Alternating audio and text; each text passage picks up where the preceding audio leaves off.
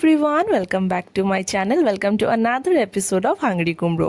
সকাল সকাল বেরিয়ে পড়েছি ফ্রম কলকাতা, আর যাচ্ছি কোথায় সেটা তোমরা পুরো ভিডিওটা দেখলেই বুঝতে পারবে। আর আমরা এখানে দাঁড়িয়ে পড়েছি ব্রেকফাস্ট করার জন্য।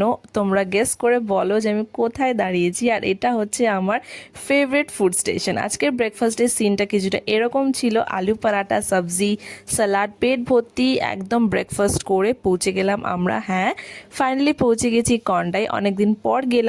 আর সেইখানে ছিল গৌরাঙ্গ মহাপ্রভুর পুজো।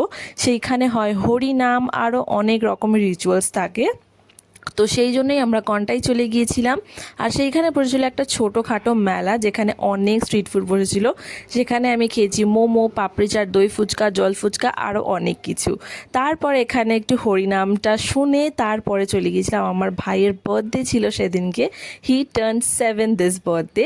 সবাই তোমরা ওকে উইশ করে দিও, অ্যান্ড গড ব্লেস ইউ ভাই, may your all dreams come true.